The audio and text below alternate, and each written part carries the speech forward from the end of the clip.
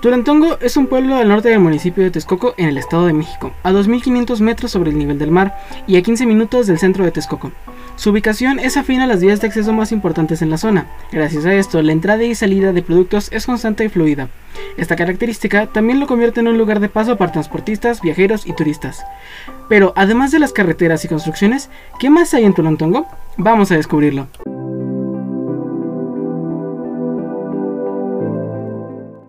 Tulantongo, al igual que la gran mayoría de pueblos de Texcoco, no cuenta con numerosos bosques, zonas mineras u otras fuentes de recursos explotables a primera vista. Pero descendiendo unas cuantas capas por el subsuelo podemos encontrar grandes mantos acuíferos, reservas de agua que fueron llenadas por las vertientes de los manantiales en las montañas alrededor del Valle de México. Gracias a esto surgió el lago de Texcoco, cuerpo de agua donde sería fundada la Gran Tenochtitlán siglos atrás. El agua abundaba por todas partes. La vegetación surgía por donde fuera que ésta llegara. Esto por muchos siglos propició que el suelo en esta zona fuera magníficamente fértil, un suelo rico en nutrientes que fue aprovechado por los pobladores para cultivar todo tipo de alimentos de esta región. La fertilidad del suelo proveyó de alimento a cientos de generaciones hasta hace aproximadamente 100 años. Para este punto, cerca del 70% del territorio de Tulantongo era campo abierto. Fue entonces que empezó el auge agropecuario en esta zona. Las tierras empezaron a ser compradas y preparadas para trabajarse. Gente de toda la república se asentó aquí para trabajar en los ranchos. Los dueños supieron aprovechar la cantidad masiva de agua que se había almacenado en esta tierra, desviándola de sus cauces naturales a sus terrenos. Con el surgimiento de más ranchos, aumentó más la necesidad de trabajadores que laboraran en ellos, propiciando un aumento exponencial en la población de Tulantongo. Se construyeron casas tras casas y hostales para ser rentados por los trabajadores y poco a poco este tipo de inmuebles llenaron todo el paisaje del lugar. Estas familias empezaron a multiplicarse y con esto se empezó a requerir mucho más espacio y muchos más recursos, hasta el punto en el que las corrientes de agua no fueron suficientes para abastecer sus necesidades. Por Tulantongo pasaban dos vertientes de agua, una actualmente extinta que venía desde otra comunidad conocida como La Resurrección, al este de Tulantongo. Dicha corriente pasaba por lo que actualmente es la avenida 20 de noviembre, una de las tres calles que atraviesan todo el pueblo. La otra, proveniente también de esta dirección, era un riachuelo que pasaba por la parte norte del pueblo. Este fue dividido a la mitad con dos funciones: el crear un camino de acceso para carretas y vehículos por el cual pudieran circular, y el segundo para facilitar el acceso del agua a los terrenos de cultivos en las orillas, esto último con la construcción de dos pequeños canales de compuertas a todo lo largo del río. Actualmente este camino es otra de las calles que atraviesan todo el pueblo, conocida como Río Chiquito. Obtuvo este nombre en honor al río que pasaba en medio de este camino. Uno de los problemas a los que se enfrentaban las personas con estas corrientes de agua, principalmente con la que se encontraba en la avenida 20 de noviembre, era la violencia con la que descendía esta. Eran corrientes de agua, aparte de temporales, que solían venir arrastrando tierra, ramas y rocas de una de las vías de tren que se encontraban en su camino. Debido a esto, en algunas de las calles podemos encontrar canaletes de hasta 1 metro de distancia para que el agua se pudiera disipar por estas áreas, ya que durante mucho tiempo estos caudales de agua llegaron a cobrar incluso vidas humanas por la violencia con la que descendían de la comunidad de La Resurrección. Esta, aunada a la deficiencia de las mismas corrientes en cuestión de viabilidad para ser consumida por los humanos, hizo que los habitantes de Tulantongo buscaran otra alternativa para obtener el agua. Fue entonces cuando detectaron la presencia de ahuehuetes en algunas zonas del lugar. Esto es un indicador natural de que hay reservas de agua subterránea. Con esto, los habitantes tuvieron la idea de empezar a excavar pozos para poder obtener su agua de este lugar, empezando los proyectos de excavación de pozos.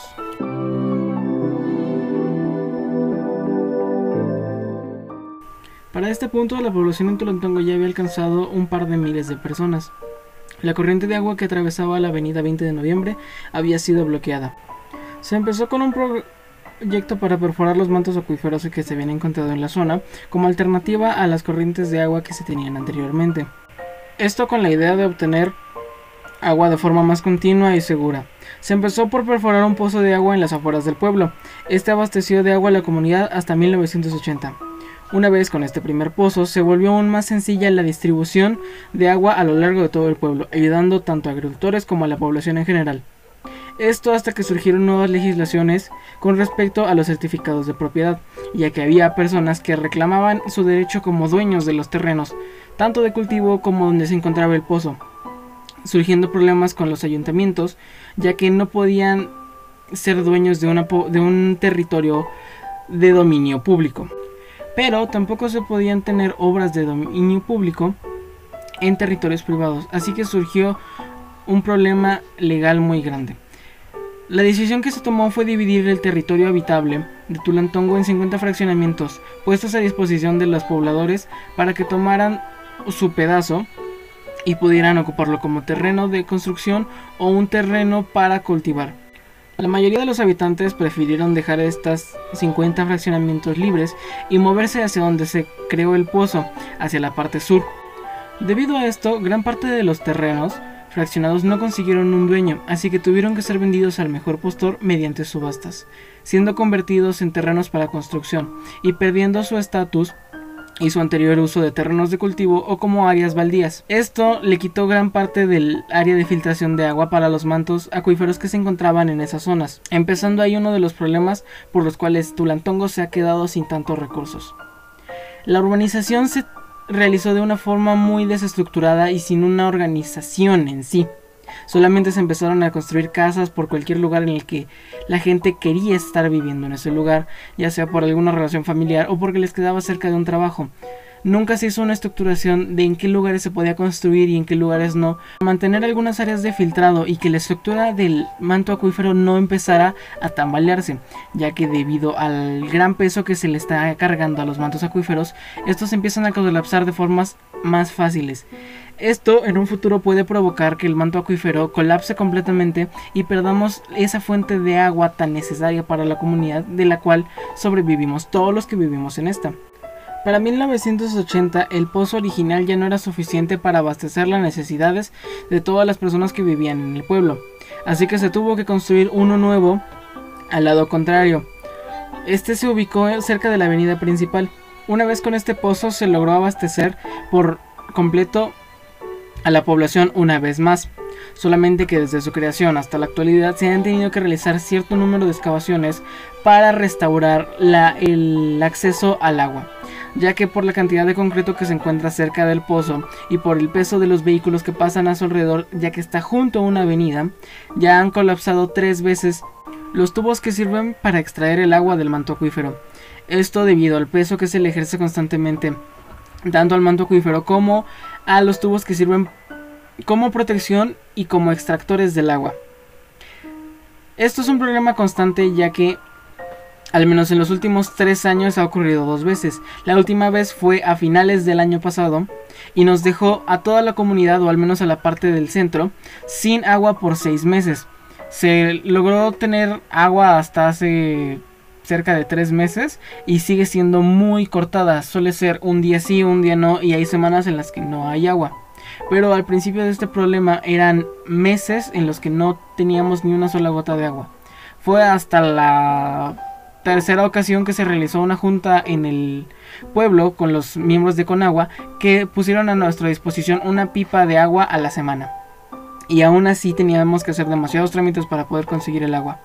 Así que, aunque fuimos un lugar con tanta cantidad de agua que corría por esta tierra, actualmente está en una situación muy deplorable, tanto por las condiciones en las que se encuentran nuestros mantos acuíferos, como por las condiciones del material con el que estamos extrayendo, ya que por problemas políticos o directamente porque no se tiene el recurso, no se han podido mejorar las tecnologías con las que se extrae el agua, y solamente nos deja varados constantemente con el problema de que no tenemos agua. Hasta la fecha siguen habiendo problemas, y por la misma cuestión hay gente que no quiere pagar el servicio de agua, que no es una cuota muy elevada, solo son 500 pesos al año, pero hay gente que sigue deudora desde hace 15 años y hay personas que incluso ya se murieron y nunca pagaron su cuota de agua.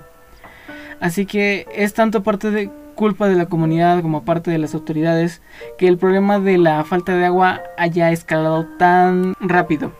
A partir de ese punto, los recursos en la comunidad de Torantongo solamente fueron en decadencia.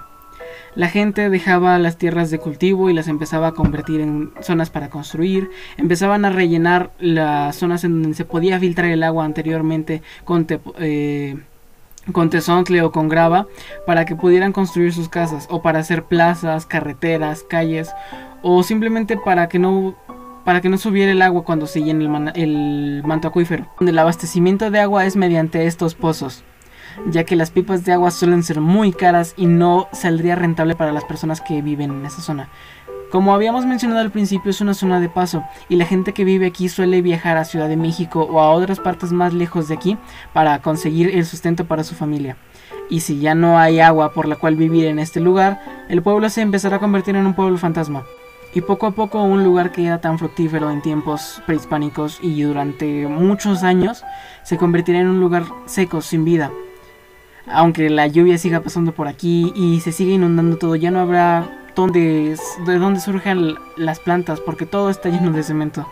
Los pocos árboles que quedan empezarán a ser arrasados por la lluvia y poco a poco las personas dejaremos este lugar.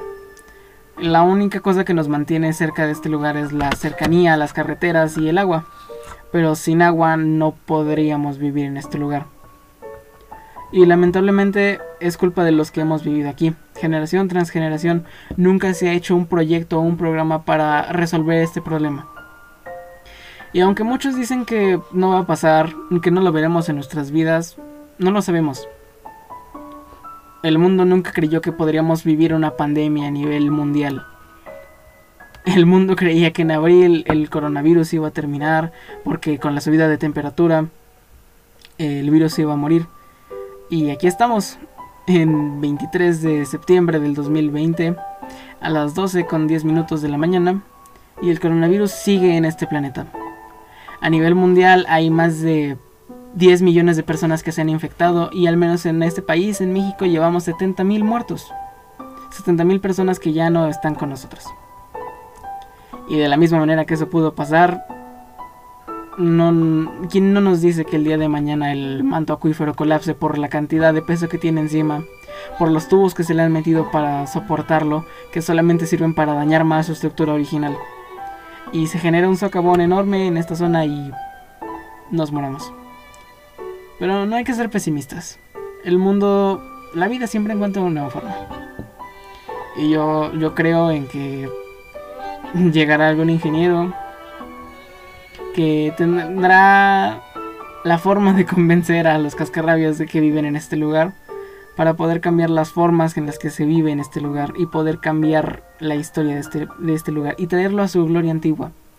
Regresarnos al Tolantongo, en el que el agua abundaba y que la vida también abundaba, donde no éramos tanto cemento, éramos más árboles, más campo, donde la gente sembraba y cultivaba toneladas de comida,